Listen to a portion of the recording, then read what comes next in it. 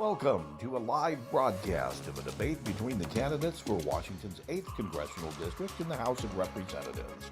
Tonight's debate comes to you from McConnell Hall on the Central Washington University campus, with a special thanks to the Seattle City Club's Washington State Debate Coalition, in partnership with TVW, the statewide public affairs network, and KCTS 9, Crosscut. We also want to acknowledge the generous support of our many media partners and our sponsors, including AARP of Washington and Puget Sound Energy.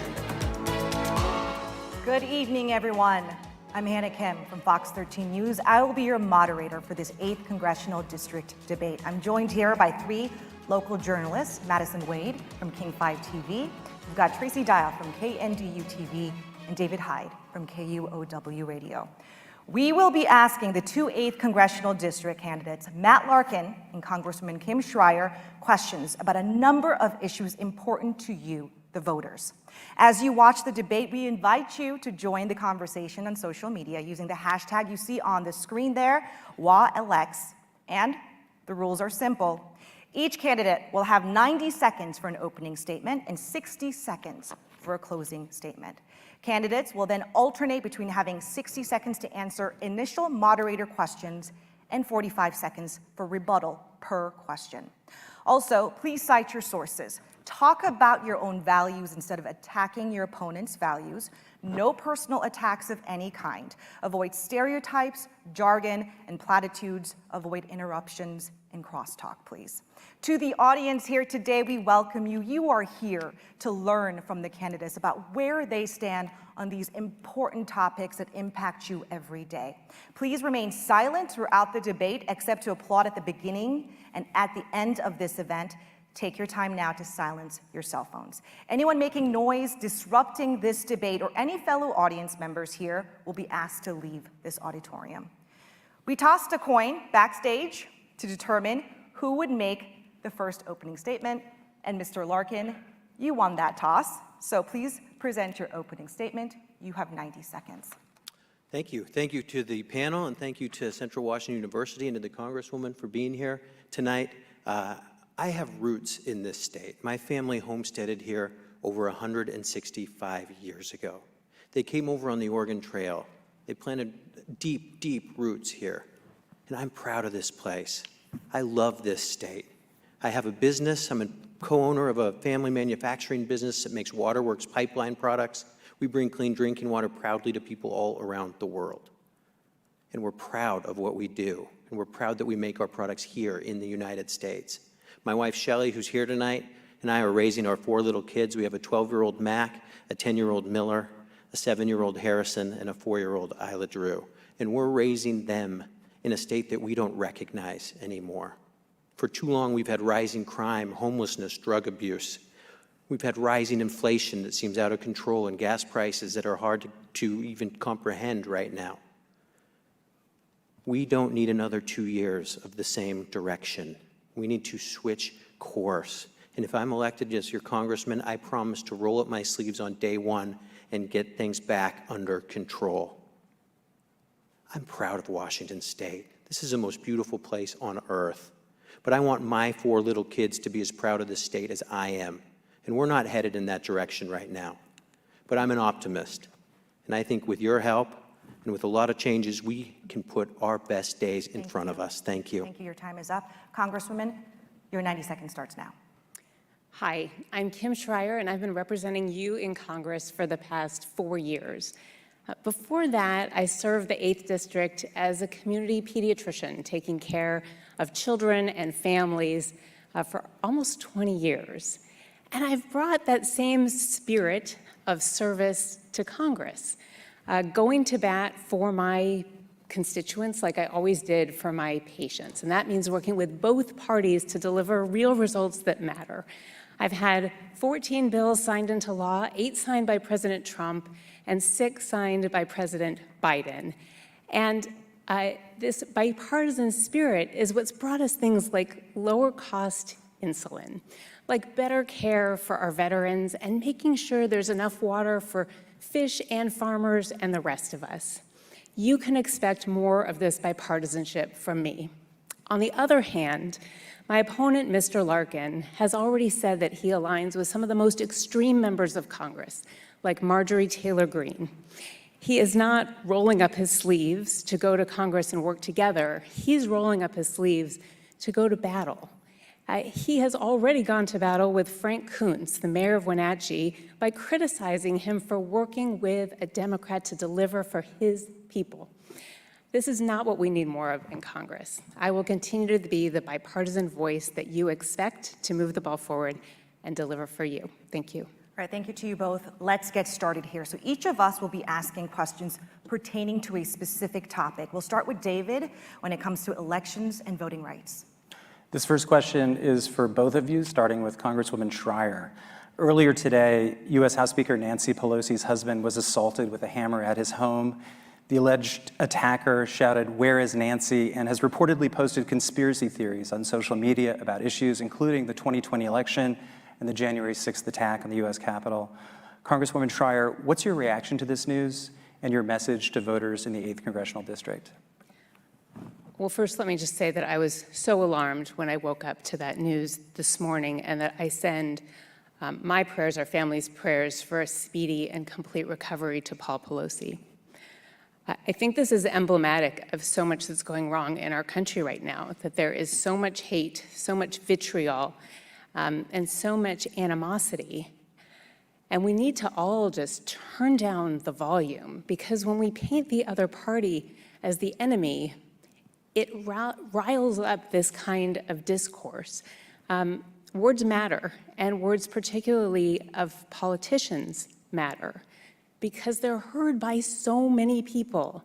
And when we use our words without care, and crazy people with weapons take those as a cue to commit crimes, we become culpable. So I send my best wishes to the family, and I hope that we can all turn the volume down and come together as a country.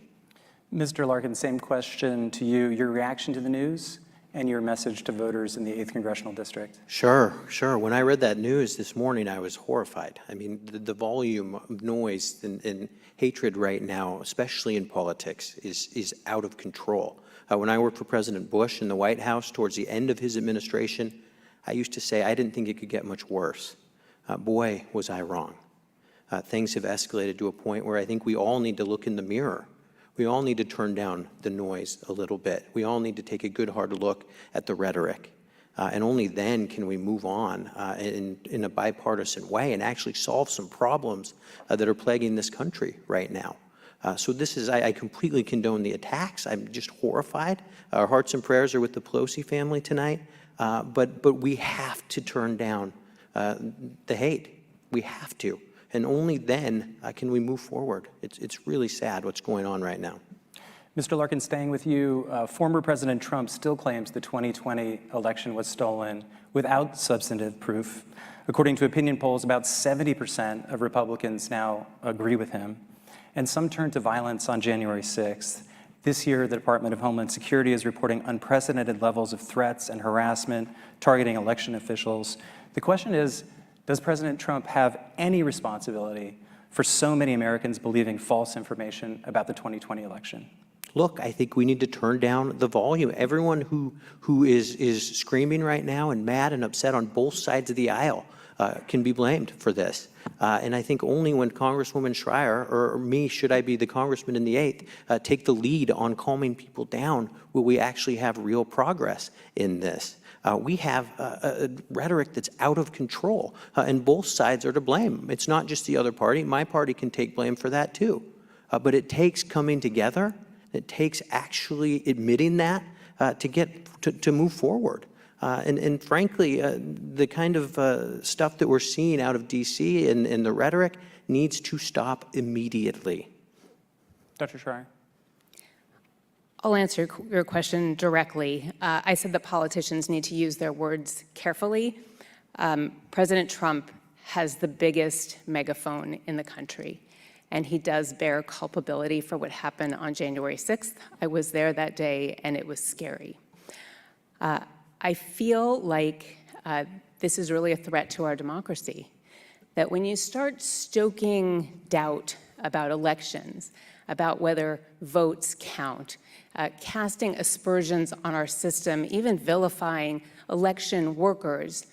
You're really tugging at the underpinnings of our democracy. I mean, when we lose faith in the vote, our democracy falls apart. This democracy takes work, and we all need to be able to vote like we do here in Washington State, where every vote counts, and we need to have confidence in our elections and respect the results of free and fair elections. Congresswoman Schrier, staying with you, some Republicans say Democrats have a double standard on false claims about stolen elections. They point to 2018, for example, when Democrat Stacey Abrams was a candidate for the governor of Georgia and said the election was stolen. Was it wrong for her to use that language? I can't comment on what another politician has said. What I can say now is that I accept the election system that we have in this country. I respect election workers who volunteer for those jobs. I will respect the results of this election. And I really hope that I can say the same for my colleagues. Many of them are so extreme, like Marjorie Taylor Greene, who continues to cast doubt, and that rhetoric is really destroying our democracy. Mr. Larkin. Same question. Do you want to respond? Well, there's not much to respond to. I think there is a double standard. I think you're right. I think both parties are guilty of calling out election fraud and not agreeing with election results. And I think that is dangerous to a democracy.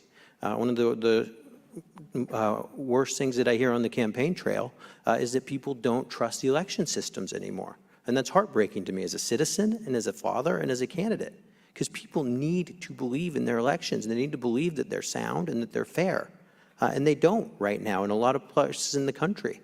So we need to do a better job of showing transparency on the election system, and we need to do a better job of pointing out the hypocrisy on both sides of the aisle on this. And only then, again, can we come together in the middle and move forward on this topic.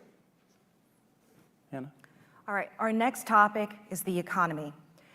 When it comes to inflation, September's data by the U.S. Bureau of Labor Statistics says apparel is up 5%, used cars escalated 7%, food 11%, and energy prices up nearly 20% from just a year ago.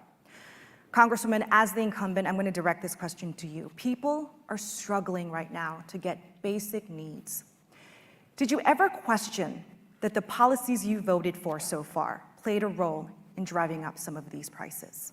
You have 60 seconds. You're right. People are suffering right now. The cost of groceries, the cost of gas, we are all feeling it.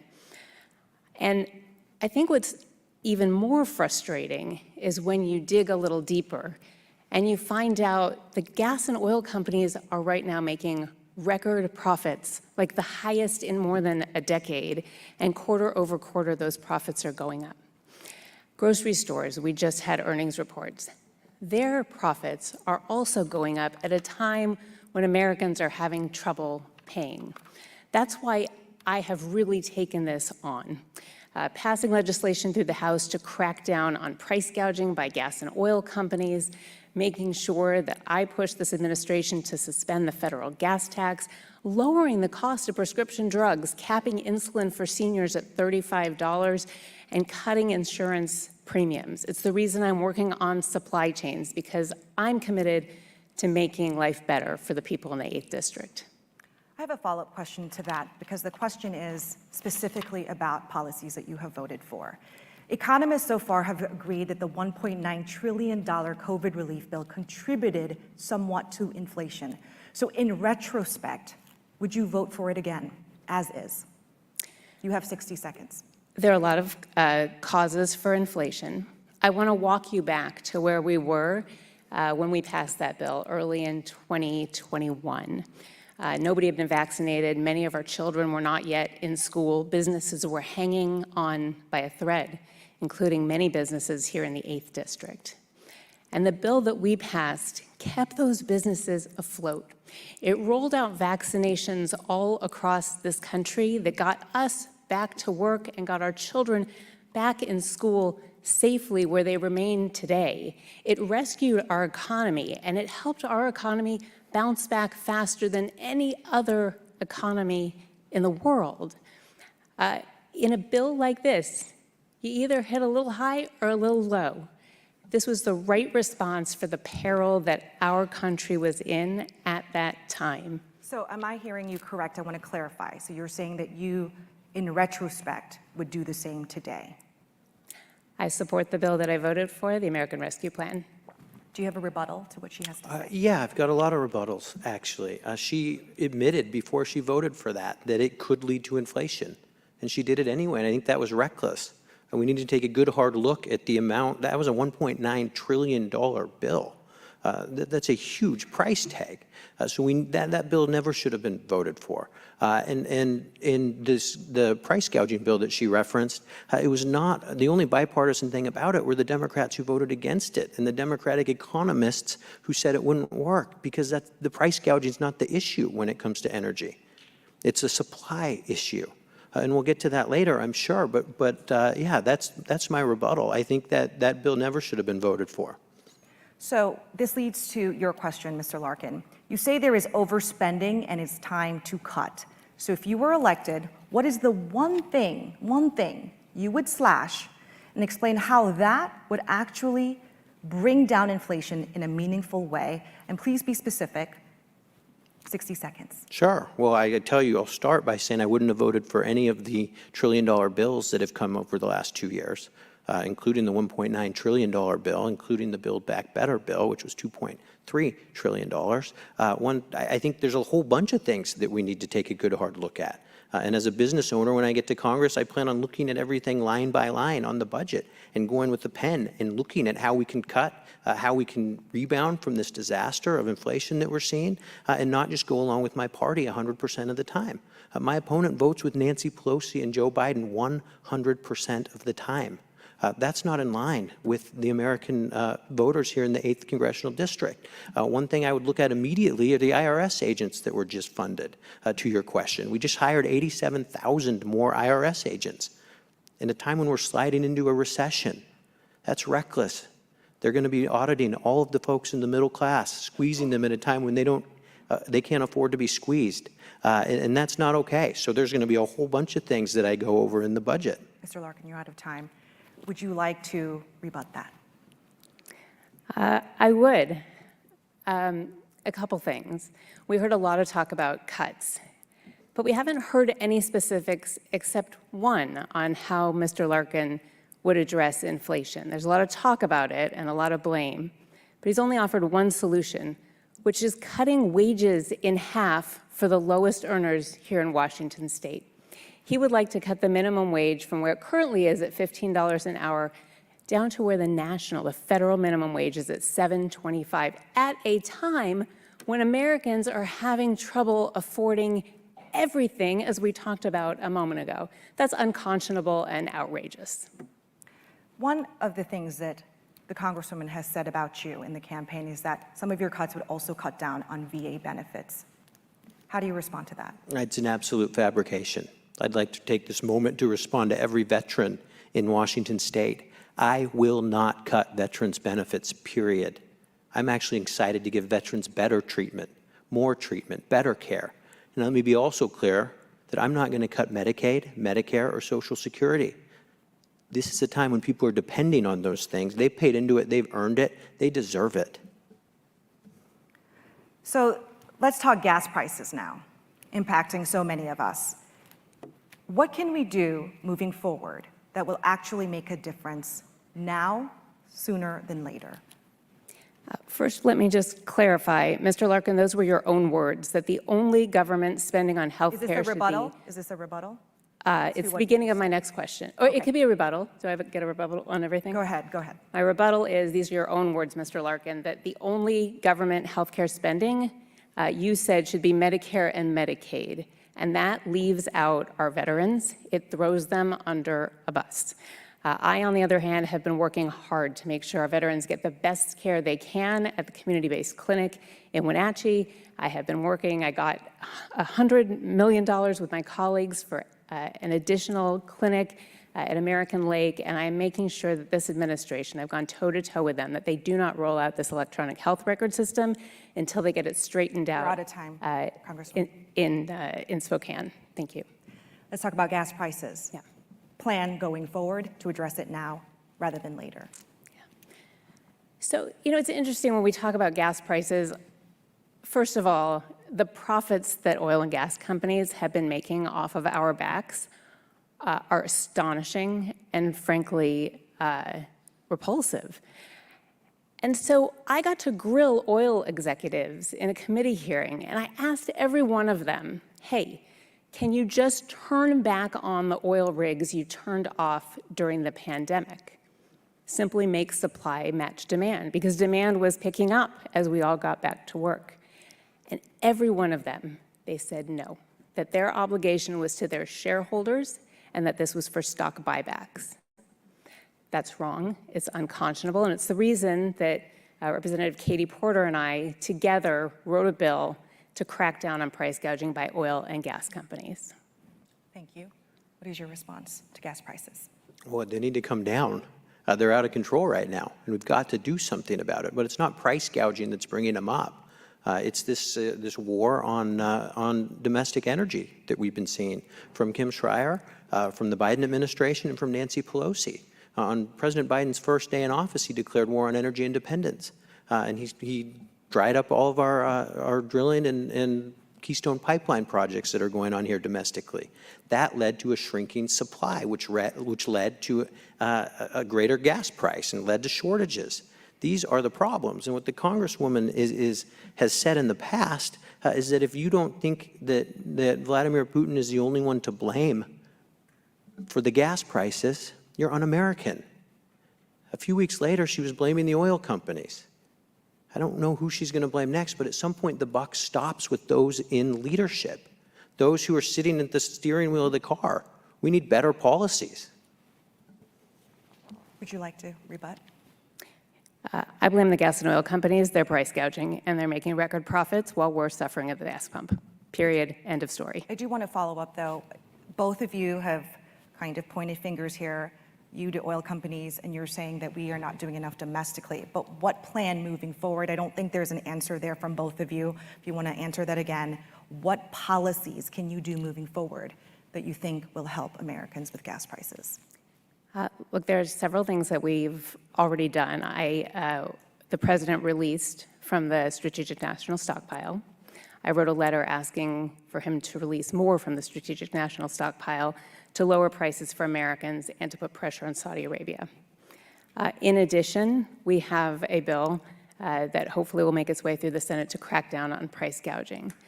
But then there's the elephant in the room, which is that we do need to transition away from fossil fuels so that we are not tethered to Saudi Arabia and Venezuela and Russia for our energy supply. We are energy independent. We drill here. We also have solar and wind, and we are blessed with hydropower here in the Northwest. This is why we passed the biggest climate legislation ever to invest in jobs right here, in research right here, to build a clean energy economy and not be reliant on dangerous countries. Mr. Larkin, would you like to respond more? Sure, yeah. Look, we need to be energy independent. That's the solution. That starts by drilling where we can drill as cleanly as possible here domestically in North America. But that starts with a multi-prong approach as well, from solar, wind, energy. All of these things are good. Hydro is good. We need a multi-prong approach to this. But draining the federal oil reserves is a dangerous thing to do. Those are set in place for an extreme emergency, a global catastrophe, war, things like that. Calling to drain the energy reserves is during a non-wartime for the United States is dangerous. It's a bad decision, and I think it shouldn't have been done. All it did is lower prices temporarily. It was a Band-Aid when we needed a cast. So I'm in favor of all of the above energy approaches and look forward to empowering private industry to actually solve these problems. We have to move on now, and it's about abortion, reproductive rights, and we go to Madison Wade for that. Hannah, thank you. Since the overturn of Roe v. Wade, reproductive rights and abortion has been a center of conversation for many campaigns. Both of you have been vocal about where you stand on this issue. I first want to start with you, Mr. Larkin. Some lawmakers in Congress believe the 10-year-old Ohio girl who crossed state lines to receive an abortion in Indiana should have had to carry her pregnancy to term. You said the only time abortion is justified is to save the life of a mother, not including cases of rape or incest. If you were to help draft a federal ban on abortion, what exceptions or limits would you want to include? Look, this is a deeply personal topic. I understand the emotion behind it on both sides of the aisle. I do. I completely understand why you could be passionately pro-choice. I do. And I understand the logic of someone who's passionately pro-life. We need to be affirming and defending life in this country as much as possible. But let me be clear, nothing is changing in Washington state. Women are not losing access to safe and legal abortions, nor will they. The court has ruled this is a state's issue, and I'm extremely happy with it being at the state level. I'm not planning on going back to D.C. and pushing for a federal abortion ban. That's not in my topic playbook. I've got other things to worry about. The destroyed economy, the reckless spending, the energy prices, the food prices, the gas prices. These are things I'm going to be focusing on in Washington, D.C. Congresswoman Schrier, response? When the Supreme Court overturned Roe, that was a devastating decision. It was a gut punch for American women who have had the right to a safe, legal abortion for 50 years. And now girls have fewer rights than their mothers or their grandmothers.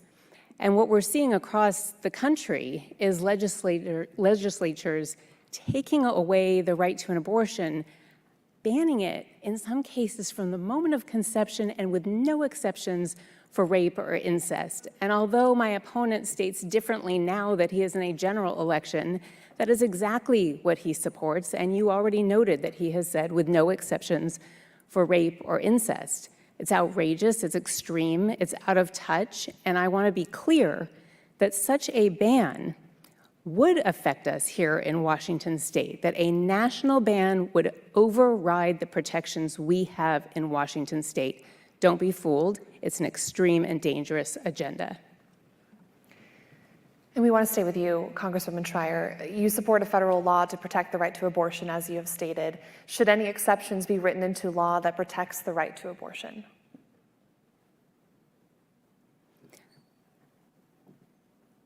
Healthcare decision that needs to be made by a woman and her doctor, not the government. Response, Mr. Larkin? Yeah, we know her position on that. She's voted twice and co-sponsored a bill allowing for abortions up until the moment of delivery, for any reason whatsoever, federally funded. What that means is gender selection could be a reason. That means if you're a minute from having a baby and it's a girl and you wanted a boy, you can terminate that baby's life minutes before delivery. That's an extreme position. That's extreme to 90% of the American public. So I'm not the extreme one in my position here. Please keep it down. Congresswoman Schrier?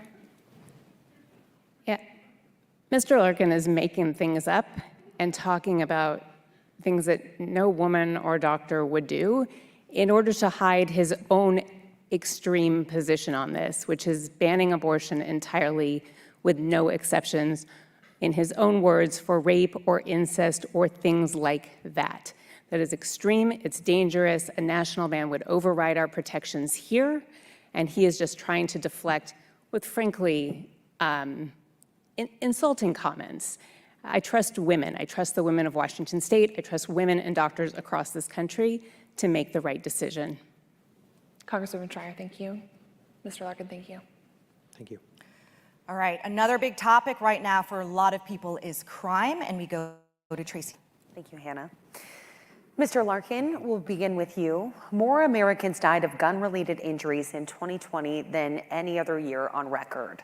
America has the highest rate of gun deaths among the world's wealthy nations. That's suicides, homicides, accidents. For the first time in decades, major gun control legislation was passed this year. What do you agree with and or disagree with in these new laws? Well, first of all, that's a great point. We have rising violent crime everywhere across the country. In King County, which makes up 55% of our district, murders are up 72% over last year. That's alarming. As a father of 4 little kids, that scares me. We've got to do something about violence. We've got to do something about rising crime. And the way to solve that is by backing our brave men and women in blue and giving them the tools, training, and resources needed to do their jobs effectively. That's how we crack down on these crimes. That's why our campaign slogan, Make Crime Illegal Again, is embraced by law enforcement everywhere in Washington State. I've been endorsed by every elected sheriff in the 8th Congressional District, been endorsed by the Seattle Police Officers Guild.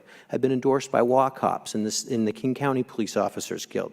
They know that I will have their backs because they know that they're doing a tough job, and it's only when we help them do their jobs that we see safer communities. Do you agree with or disagree with anything in those new laws? Look, I'm willing to sit down with anyone at any time to talk about ways to keep illegal guns out of the hands of violent criminals, period. I am. We have to balance that with the rights of law-abiding gun owners in this state and balance it with the Second Amendment protection that guarantees them a right to keep and bear an arm. So these things I'm open to suggestions, but there needs to be a balance. And we don't see that balance from my opponent, who votes with Nancy Pelosi 100% of the time on these things. This is a moderate district, as you all have pointed out. It's a purple district. And there's farmers on the east side of the state who are concerned, rightfully so, about their losing their ability to access firearms. And there's people on the west side of the state who are scared. They're scared that they're going to be shot by these firearms. So I am all ears. I want to make that perfectly clear, that I am all for public safety and will do whatever I can as long as it balances those two things. Thank you, Mr. Larkin. Congresswoman Schrier, do you have a rebuttal? That sounded like a lot of ducking and dodging to me. The question was about guns and safe gun ownership. I recognize Second Amendment rights, and I respect them. I'm also a pediatrician and a mom, and I know that guns are the #1 cause of death in children in this country. And that is why we need safe gun ownership legislation, much like what we passed through the House, the Senate, and was signed by the White House. These are common sense steps. Enhanced background checks to make sure that guns don't get into the hands of criminals, making sure that guns are locked up and away from children, and making sure that states like ours that have red flag laws have the resources to enforce those. You know, we need to have our children safe from guns in this country. Congresswoman Schrier, you're touting your efforts in Congress to further fund police. Right now, departments here and around the nation are struggling to keep officers and to recruit new ones. What can you do on the federal level to staff these departments and also hold them accountable at the same time? You're exactly right. Our police need more staffing, and they have asked me for more resources and equipment. You know, as crime has been rising, I've been out in cars riding with police officers all over this district to hear what they're worried about, to see what they're seeing on a daily basis, to see the risk that they put themselves in, to see how well they know their communities. And there have been consistent requests. One is to have others do what I did and ride along to hear their stories. 2 is to get more funding and resources for hiring. And 3 is for body cameras and social workers to help them do their jobs. That is why I have increased funding for state, local, community policing by $200 million, consistently increasing funding. And for King County Sheriff, have brought $2 million for body cameras and social workers as they requested. I stand with our police. Thank you.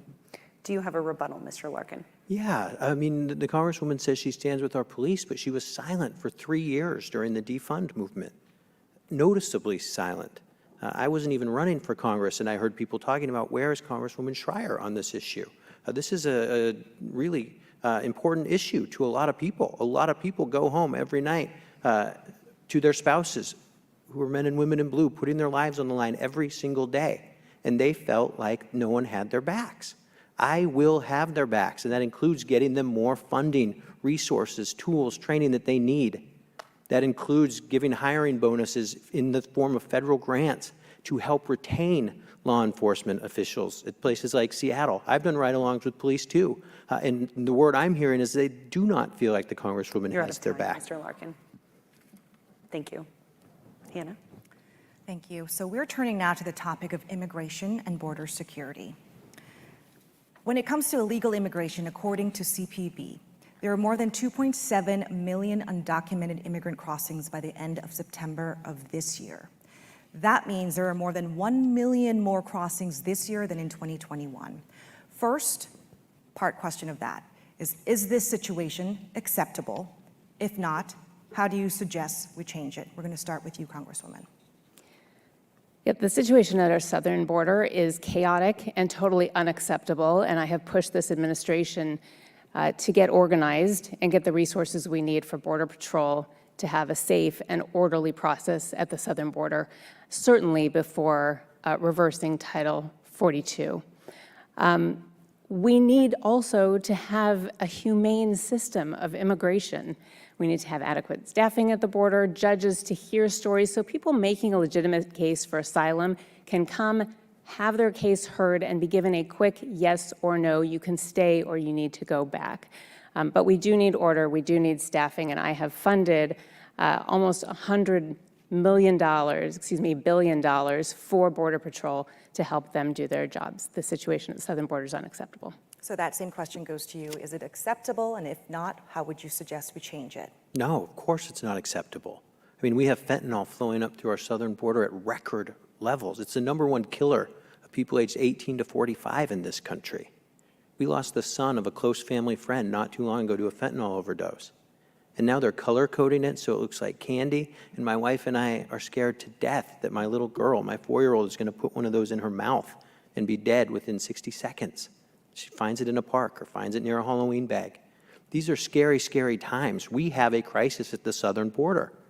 And when your ship is sinking, you patch the holes in the ship. Then you figure out what to do with the water that's in the ship. We need to patch our southern border. It is open, it is broken, there is chaos, and we need to do something about it. Then we need to reform our immigration system. I've been working with a friend of mine, Fernando, on getting his immigration cleared here in this country. Guess how long he's been waiting? 12 years, and he's done everything right. He's been waiting 3 years just for a court date. That's not right. He deserves better than that. So you brought up fentanyl, and that leads to my next question. The DEA says fentanyl is the single deadliest drug threat our nation has ever encountered, and it's pouring in through the southern border.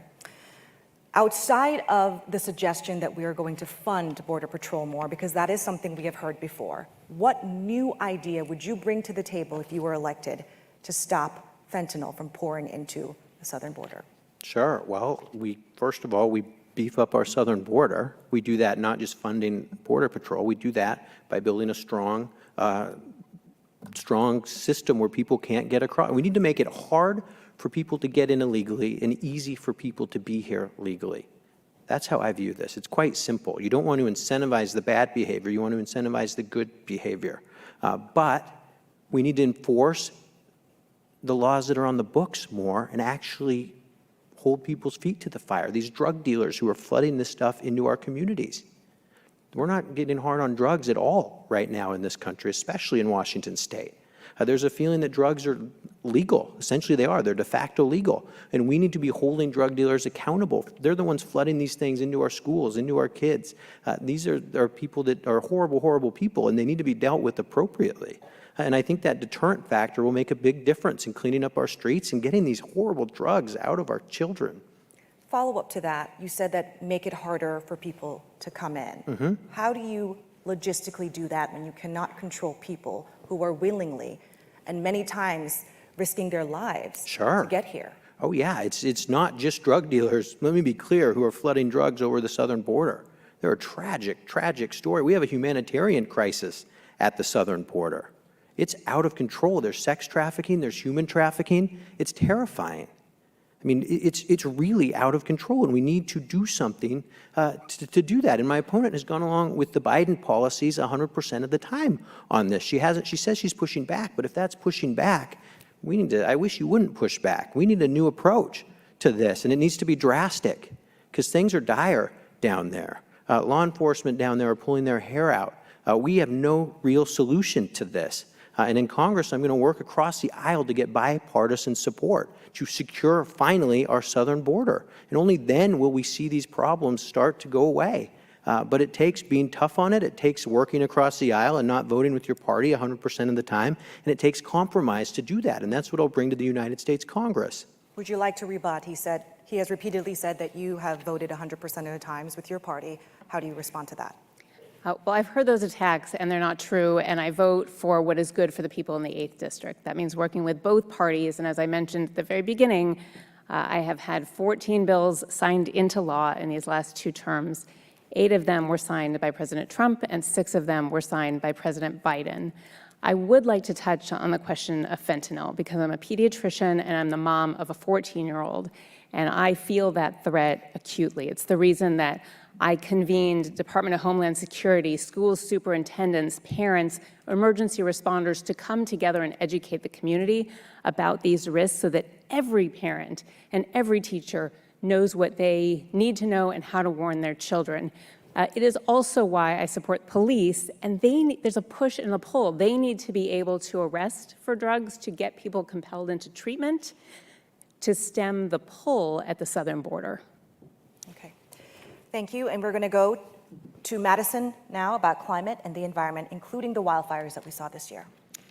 The wildfire smoke that lingered for quite some time, weeks, and made air quality unhealthy for so many people in this district and other districts surrounding our area affected all of us. We all smelt it, we all felt it. What new policies would you propose on the federal level so our state is better equipped to prevent wildfires, to better handle those wildfires? And please be specific. We'll start with you, Mr. Larkin. Sure, yeah, you're absolutely right. The wildfires were terrible. My son has asthma. We couldn't let him outside for weeks. And it was a real problem, and we're seeing it more and more. What I'm hearing from forest managers and people in government that I've talked to and reached out to talk about this problem is that it's mostly federal lands that are igniting in flames these days in Washington state. And it stemmed from forest mismanagement or lack of management. There's been a hands-off approach to fire management in our state. And it's only when we start thinning and doing things that the federal government hasn't done for the last 5 or 6 years that we start seeing these forest fires turn tide and change. And frankly, I agree with the Secretary of Agriculture, Tom Vilsack, on this. He's now calling for better federal forest management, including clearing, burning, doing all sorts of things that will manage the forests in a much more efficient and better way. Congresswoman Schrier, how would you propose new policies to better handle and equip firefighters to prevent those wildfires from getting out of hand? So we are now choking on smoke every single summer, this year all the way into late October, and this is terrifying. It is the reason that I have worked so hard in these past 2 Congresses to shore up forest remediation. It is the reason that we got hundreds of millions of dollars into the infrastructure bill. It wasn't just roads and bridges infrastructure, it was also infrastructure in our national forests to pull out the underbrush and to do prescribed fire as a way to minimize the risk of these catastrophic wildfires. It's also the reason I've gotten extra funding for firefighters who take such risks to do this job. I also have to mention that this is yet another reason that our climate bill was so important, because the hotter our planet gets because of our burning of fossil fuels, the more risk we will see of catastrophic wildfires and extreme weather events. Congresswoman Schrier, we'll stick with you for this next question, and then we'll have a chance to hear from you, Mr. Larkin. Data shows human-caused climate change has made the drought much more likely and longer fire seasons as well, coupled with that.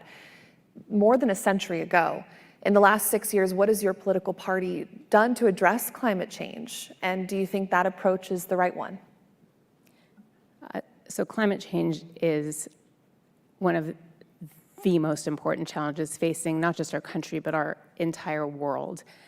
It is why we worked so hard to make sure that we have the provisions I just talked about in the infrastructure bill, for things like forest remediation, electric vehicle charging stations, and the infrastructure that we'll need for a clean energy economy. It's also the reason in the climate bill we are investing so much in research, including right here in Washington State. This means battery storage being built in Moses Lake. It means more efficiency in hydropower because that is clean, renewable energy.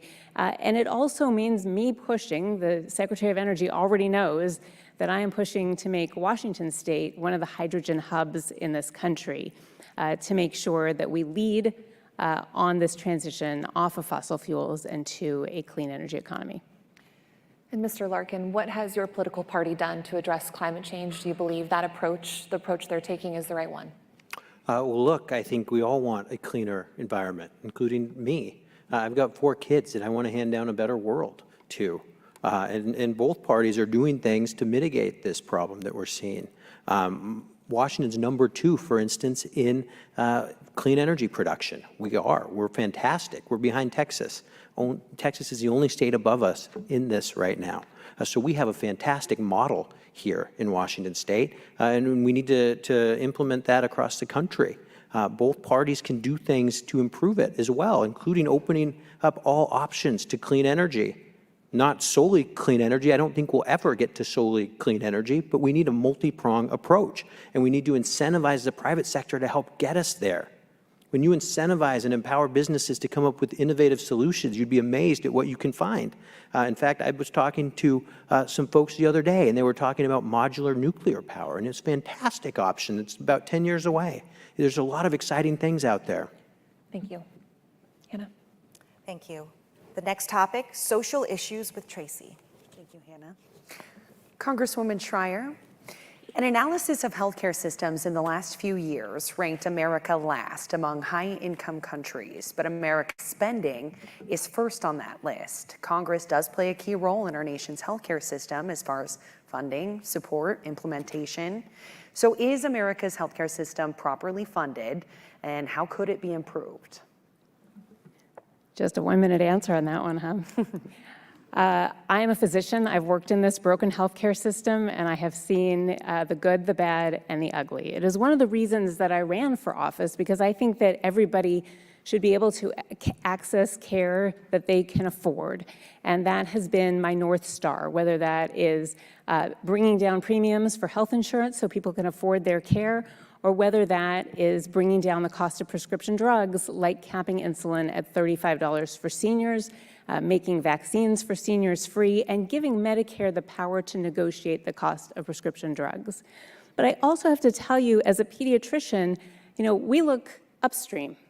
What is causing these high costs, this sickness in our country?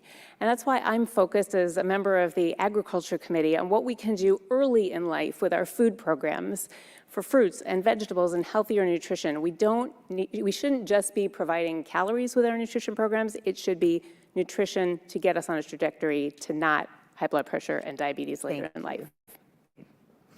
Mr. Larkin, do you have a rebuttal? Not a rebuttal. I think we do need to be looking at preventative care. I think it's fantastic. I think also, though, we need to be incentivizing drug companies to be coming up with new and innovative medicines. My mom is alive today because of that. She's a survivor of stage 4 non-Hodgkin's lymphoma, and she shouldn't be here right now. She had a 5% chance of living, and it's a miracle that she's with us today. But those drugs made it possible for her to get through that. They made those miracles possible.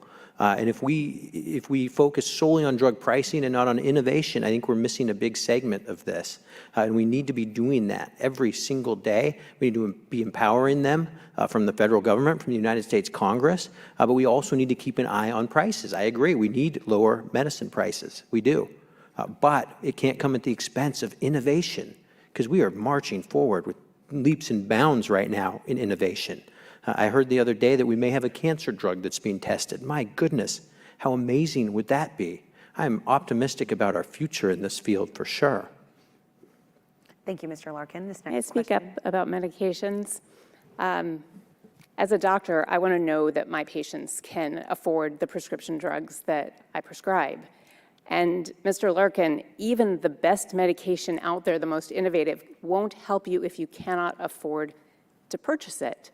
And that is why it was so momentous that we forced pharmaceutical companies to come to the table and negotiate with Medicare to get the best prices for our seniors so they can afford those medications. I will also tell you, as part of that was investing in the NIH into drug research so we can have those innovative cures for things like Alzheimer's and others that are the holy grail. So we need medications we can afford. Thank you. Thank you. We want to spotlight now the 8th Congressional District itself. And for those questions, we want to turn it to David. Mr. Larkin, as you said earlier, the 8th Congressional District is unique. It's not a red Republican district. It's not a blue Democratic district. It's more of a purple district. In fact, one of the only ones left in the entire United States. But when you were running the primary, you called yourself the most conservative Republican running in the race. So my question is, why is the most conservative Republican the right candidate to win this election in the 8th? Well, because what you see is an extreme here. You see my opponent who's voting 100% of the time with Joe Biden and Nancy Pelosi. That's the extreme position. When my opponent, Congresswoman Schrier, first got into this race in 2018, her very first campaign video, her very first one, was ridiculing Congressman Dave Reichert for voting 84% of the time with his party. She thought that was extreme then. So I'd like to ask the Congresswoman, what would 2018 Kim Schrier say to 2022 Kim Schrier? Where is the extreme here? I think people want a congressperson who listens. They want a congressperson who's thoughtful, who will look over every single bill. They want someone who's going to evaluate and vote according to the values of the 8th Congressional District, and they're going to get that in me. I'm a thoughtful person, and I'm a listener. I tell my kids, you have one mouth, but you have two ears, and we need more people in government with that mindset. Dr. Schrier? Well, you're right. This is a purple district. I wish more districts were like the 8th district, because if that were the case, we would have so much more incentive for everybody to come towards the center instead of having just 30 of 435 districts be in the middle. Gerrymandering is a talk for another day, but this is why I have been so thoughtful about representing this district. 98 town halls. I'm in every corner of this district, listening and taking those concerns back to Congress. It is why I have been so intentional about finding partners in both parties to get work done that really matters for this district. We talked about fire mitigation before, but it includes water for the drier parts of this district. And it is why I am committed to continuing to work with both parties to deliver results for this district. We need moderation at this time, not an extremist like my opponent who aligns with Marjorie Taylor Greene and is not going to Congress to work together. He's going to make political points. We're running out of time, but she did call you an extremist. 15 seconds to rebut that. Yeah, she did. I think the extreme is how you're voting. Your voting record shows how extreme you are. And she is voting with her party literally 100% of the time. Not 96, not 97. I'm not rounding up. It's a literal 100% vote. That's extreme to me. All right, it is time for closing statements. And we also did a coin toss earlier. Mr. Larkin, you get to go first. Closing statements, you have 60 seconds. 60 seconds, okay. Well, thank you again for letting us be here tonight. This has been a fantastic evening. It's great to debate the issues. We have problems right now. No one that I talk to. I've been to thousands of doors in the last year plus in this race, thousands. And everyone agrees that we have problems that need to be fixed. People are scared to go into their communities. They're scared to go into their parks. They're scared to go into their cities. They're worried about drugs, needles, homelessness, tents, trash. They're worried about the cost of goods, the cost of gas. Mothers are telling me they're trying to budget and decide between putting a gallon of gas in their car or take a trip to the grocery store. These are gut-wrenching decisions for so many people right now. We have record high inflation, and no one feels like anything is changing. There's no foreseeable end to this. We need change. We need balance of power in government, and only when there's balance of power can we actually come to the middle and find real solutions to get these things under control. And you don't have that with my opponent who's voting 100% of the time with Nancy Pelosi and Joe Biden. Congresswoman, 60 seconds for closing statements, please. Well, what you've heard this evening is a stark difference between two candidates for a very important office, a member of Congress for the 8th Congressional District. And on the one hand, you have Mr. Larkin, who has shown in so many ways this evening that he is far too extreme and out of touch for this district, whether it is his position on a national abortion ban with no exceptions for rape or incest that should be an automatic disqualifier, whether it is aligning with Marjorie Taylor Greene and other extremists in Congress who just want to blow the place up, or whether that is throwing our veterans under the bus and not funding the VA, or who criticizes other Republicans who work with Democrats. Look, what you have in me is somebody who works with both parties to deliver real results that matter for the 8th District, and that is what you can expect from me going forward. It's why I would be honored to earn your vote. All right, thank you so much. And that is it for today's debate. We've run out of time. We want to thank the candidates again, Matt Larkin and Congressman Kim Schrier, for being here, and my fellow panelists of journalists here. We had Madison Wade from King 5 TV, Tracy Dial from KNDU TV, and David Hyde from KUOW Radio. Don't forget, Election Day is Tuesday, November 8th. You'll need to get your ballots in on that date or into a ballot drop box by 8 p.m. that night. I'm Hannah Kim from Fox 13 News, from all of us here at McConnell Auditorium at Central Washington University. Good night.